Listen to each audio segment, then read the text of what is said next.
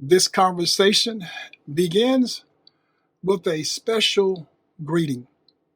Happy Mother's Day. Happy Mother's Day to all the mothers around the world. This is your special day.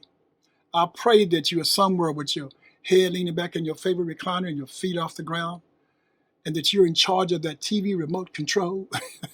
I pray that your children are in the kitchen cooking your favorite meal, or they're going to take you out somewhere to a nice restaurant. I pray that you are loving on them and they are loving on you. Happy Mother's Day. Happy Mother's Day to my mom. My mom, who's no longer with us in this flesh, but she's with us in spirit. My mom was my world. She meant everything to me. As a matter of fact, she was my first love. She was my first crush, if you will. She was my first girlfriend. My mother taught me how to love a woman and how to be loved by a woman. She taught me how to respect women, how to respect myself. I wanted to make my mother proud, always. My mother taught me how to drive my first truck with that stick shift on the steering column. She taught me at the age of 12 years old. My mother taught me how to wash and fold and iron my clothes. She taught me how to cook my meals, cook for the whole family. My mother taught me how to clean and how to present myself and how to take care of myself. My mother was awesome. She poured so much into me of how to do, just in case I had to do for myself. That was my mother. And I wanted to make her proud. I wanted to become the best husband that I could be. I wanted to become the best father that I could be. I wanted to become the best brother that I could be. And of course, I wanted to become the best son that I could be. I wanted to make her proud when she heard my name. I pray that you want the same for your mother as well, that you want to make her proud. Don't get me wrong, we all can make mistakes. I've made plenty of mistakes. I wanted her to be proud of her name. When someone called me or they called out my name, she was proud because she knew I was on point. That's what we do for our mothers. Happy Mother's Day, Mama. Happy Mother's Day to my mother-in-law. My mother-in-law was a sweet woman.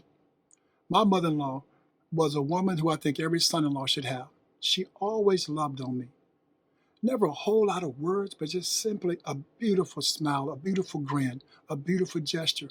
But she was always pouring into me, just little bitty things, little thumbs up, how she was proud of me and how she respected me. I pray that you have a mother-in-law like that. I pray that you have a mother-in-law that you can cherish, that you can truly say you loved her. Happy Mother's Day, mother-in-law. Happy Mother's Day to my loving wife. My wife, I call her my saving grace.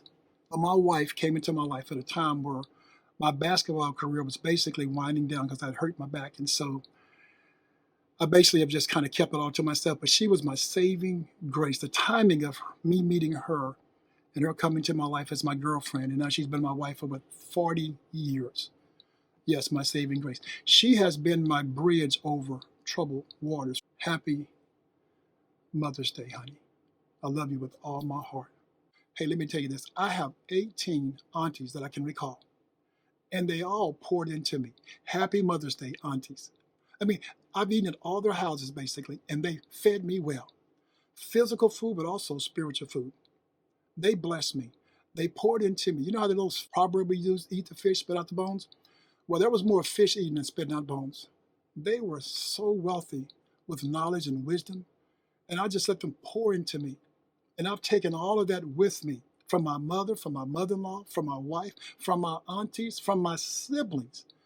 And I've used that throughout my whole life. Thank you, God, for aunties who have a spirit about them that pours into others.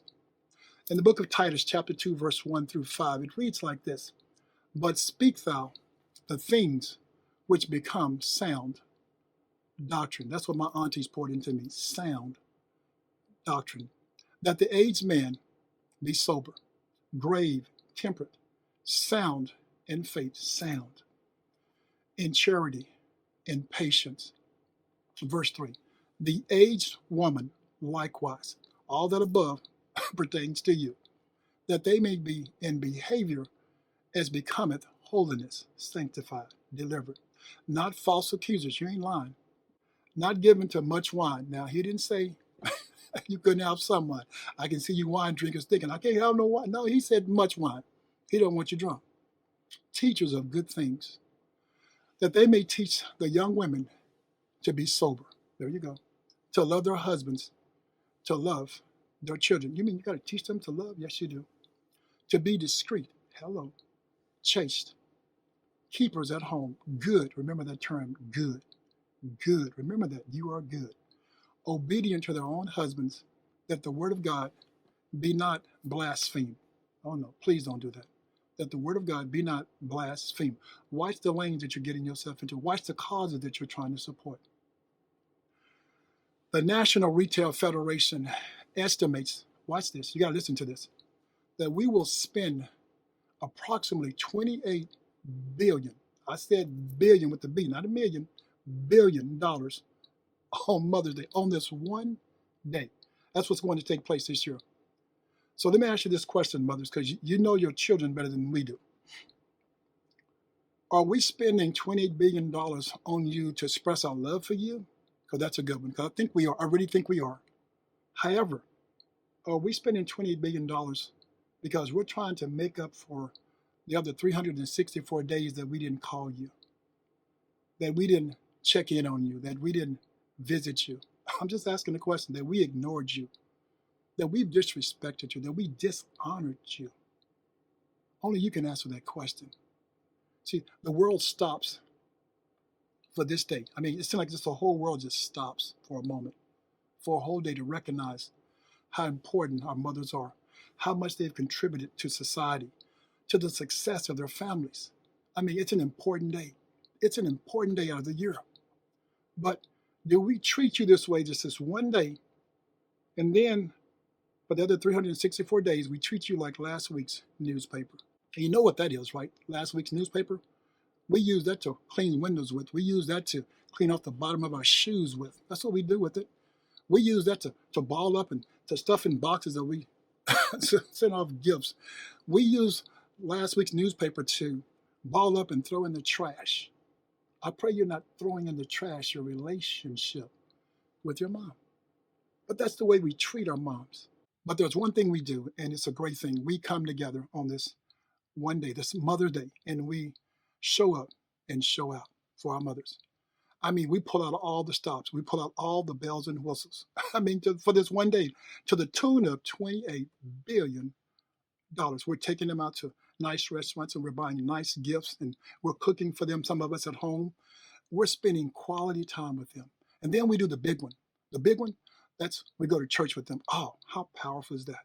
That's more quality time for your mom. I mean, we fly in from all over the world. We drive in from all over the world to make this special day, to make it even more special by showing up. And then we look over at our mom and she's crying. She's full of tears. And you're asking, well, why are you crying, mommy? And she says, because I'm just so full. I'm so happy that everyone is here. Now, she's messed all the makeup up. I mean, she's cried a shower of tears. And we wipe away her tears. And she's so protective that she's not showing you the tears that she's crying on the inside. Because see, she's crying because she wished that every day, all 365 days of the year, was similar to this one day. She's your mother after all. She understands you have responsibilities and you have families, but to show up just one day out of the year, to show off just one day out of the year for this special nugget that God has given you, yes, that's what we do. So inside, she's still crying a river because she understands the truth. All the glam and glitz that you bring, all she wants is your quality time. I mean, that's what she prefers. It's not about all the stuff you give. It's about you showing up, bringing those grandchildren so she can spend some quality time with them. How can she teach them if they're so far away? How can she pour into them if you never bring them around her? You see, that's what she wants. That's what your mother wants. That's what all mothers want, to really have a true Mother's Day, a happy Mother's Day, all she wants is not to be forgotten. All she wants is for you and yours not to forget her, to spend quality time with her. Women, listen to me. Mothers, sisters, daughters, listen to me. Your femininity is being tested. Your femininity is being tested. It's being challenged. Let me show you why. Stay with me for a moment. In 2015, Bruce Jenner received an award for Woman of the Year. Jesus. For calling himself a woman for just 1 year. Calls himself Caitlin. He received an award for Woman of the Year after 1 year. And you've been a woman all your life. 20, 30, 40, 50, 60, 70, 80, 90, 100. You've been a woman since birth. And Bruce Jenner beat you out of this award. I mean, how's that possible? Wow. How did he beat you out of this award and you've been a woman your entire life? I mean, how does that make you feel as a woman, as a mother? I mean, he's got your trophy sitting over his house on his banister. Your trophy. I mean, come on.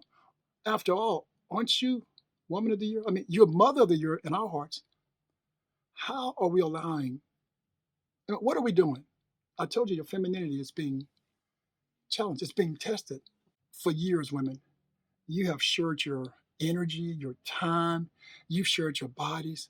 And for years, you put off all of your dreams. You deferred your dreams to support your family, to support your husband's career. And guess what you're doing now? You're being asked to share your womanhood. You have to be drained. I mean, you have to be frustrated. You have to be exhausted. I know I would. But think about it. Women are complicit in accepting and allowing almost anything to take place when it comes to sharing your gift as a woman. You're doing it. I mean, you're allowing that to happen. You have become the champion of so many causes that really don't support your value system, but you jump on the bandwagon because it's like a herd mentality. And so you feel like if they're doing it, especially celebrities, then I should be doing it too. Well, hold up, wait a minute. No. You see, it's made you acceptable. I mean, you're taking in stray cats. Be for real. You're taking in stray dogs. I mean, you're taking in stray men. I mean, and now you're taking in stray causes. See, that's where we are. I know. This is Mother's Day. I know. And we normally speak these nice little packets messages that we have, and everybody wants to hear good things and good tidings. And don't get me wrong, I'm okay with that. I'm cool with that. But my assignment for this conversation is to give you your flowers. Yes, a dozen roses of truth. That's my assignment. Life is a test. I told you you're being tested. Your femininity is being tested. So Titus talks about sound doctrine. In order to have sound doctrine, you have to have a template, if you will. You have to have something that will give you some guidance. And so you do. It's right in front of you. It's a template that's full of answers. All the answers, by the way. It's a template that's like a cheat sheet when you think about it. It's like taking an open book test. It's called the Holy Bible. And if you were to insert yourself inside of it and do some studying, you find out that all the problems you've ever dealt with are in the Bible. Women, beware of trading in your femininity for masculinity. Let me say it again. Women, beware of trading in your femininity for masculinity. You see, I told you, you're being tested. As a female, when you pull off or put down your femininity, you put on this suit of masculinity, you've stepped outside the purpose and calling of your life. I can't say it any better than that. That ordained life that God had for you, you just simply walked away from it. You see, you can never be one of the boys. You can't. It's not in your nature. It's just not. No matter how much you try to suppress your femininity, no matter how much you try to quiet that nurturing feminine voice inside of your soul, you can't. As a matter of fact, the songwriter Darnell Davis says it like this: it won't work. It won't work, no matter what you try. One of many reasons we have the highest singleness rate in our lifetime, it's because of the dynamic of role reversal. We have so many people who want to be in a different role. And let me tell you something. You don't know the price of this oil and this flesh. You don't know the cost. You won't know because it wasn't built for you. When God created you, he pulled you out of his image. Everything God created, he called good. I told you, remember that word good. He that findeth a wife findeth a good thing. God called you good when he created you. He called you good when your husband married you. How much more confirmation, how much more affirmation do you need before you start calling yourself good? Get out of these lanes of other people's issues. Look at this from this perspective. As a female, would you give up your Ferrari for my dune buggy? Nope, you wouldn't. Would you give up your Mercedes for my Honda Civic? Nope, you wouldn't. Your womanhood is a gift. And you're trying to give up your Rolls Royce for a Chevy. I don't think so. I mean, just look at me as a man. I mean, come on, look at you as a woman. You go to spa treatments. I mean, you got that tan, lotion, moisturized skin, and you're trying to jump into this old ashy, dusty, flaky, rusty, no lotion skin self. I don't think so. I don't think you want this. That's a demotion. That's not a promotion. You're selling for less versus the best. I told you, God has something special for you. How can you teach someone if you don't trust yourself, if you don't really believe in yourself? How can you teach anyone? Be careful buying into someone's agenda. You don't know the hell they've been through, and you don't know the devil that they're serving. Women, don't be distracted from your cause to try to help somebody else in their cause. See, because their cause will pull you away from your calling, and your calling is to speak sound doctrine into a young generation. It's your task to get them first before that cause get them. Yes, that's on your watch. And so when you want to see a happy mother on Mother's Day, it's a mother who's working within her calling. I pray that you pick up your calling and that you work within it. It won't be easy, but guess what? It's going to be worth it because right now you're being tested. Yes, you're being challenged. And if you're not careful, you give up your motherhood. You're sharing it with so many people and organizations right now. I pray that you stay committed to being a great mother, to being a great surrogate mother, to being a great friend, to being a great steward, a great servant working within your calling. You be blessed. And don't forget Romans 10:9. Confess with your mouth that Jesus is Lord. And believe in your heart that God has raised him from the dead, and you too shall be saved.